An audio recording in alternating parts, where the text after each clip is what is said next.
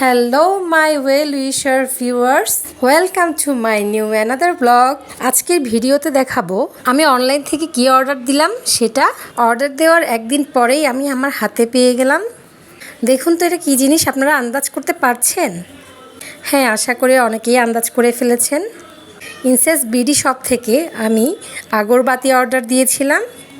এই পেজটার বিজ্ঞাপন দেখছিলাম বেশ কয়েকদিন ধরে, তো আমারও ইচ্ছে হলো আমার বুদ্ধের জন্য ভালো কিছু একটা অর্ডার করি। যখন নিজের বুদ্ধের আসনের মধ্যে জ্বালাবো তখন তো ভালো কিছুই নিতে হবে, তাই না? এই কারণেই এই পেজটা থেকেই চট করে অর্ডার দিলাম, আর তারপর দিনই এসে গেল আমার হাতে। তো পার্সেলটা আমার জামাই রাজা নিজে গিয়েই রিসিভ করলো।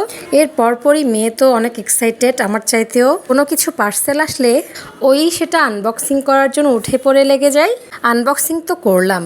এটা যখন আমি বিকেলে পেলাম তো বললাম যে সন্ধ্যায় বুদ্ধকে একেবারে আসনের মধ্যে দেওয়া হবে। তারপর দেখুন আমার সেই সন্ধিক্ষণটা চলে এলো। এদিকে বুদ্ধকে মোমবাতিও জ্বালিয়ে দিলাম, সাথে আগরবাতিটাও। এই আগরবাতিটাকে ধূপকোণও বলা যায়। তো দেখুন আমি একে একে 2 ফ্লেভারের ধূপকোণ আর ধূপকাঠিটা জ্বালিয়ে দিলাম। একটা হচ্ছে স্যান্ডাল ফ্লেভার আর একটা হচ্ছে চন্দনের ফ্লেভার। আপাতত এই 2 ফ্লেভারটাই আমি নিলাম।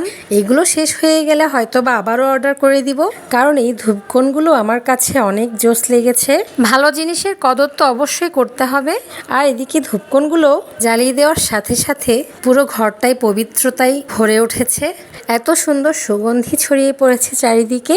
আসলে আমি যেমন আশা করেছিলাম তেমনই পেয়েছি। আপনারাও চাইলে এই পেজটি থেকে ধূপকোণগুলি অর্ডার করতে পারেন। আমার এই অথেন্টিক রিভিউ ব্লগ ভিডিওটি ভালো লাগলে অবশ্যই কমেন্টে জানাবেন। ধন্যবাদ।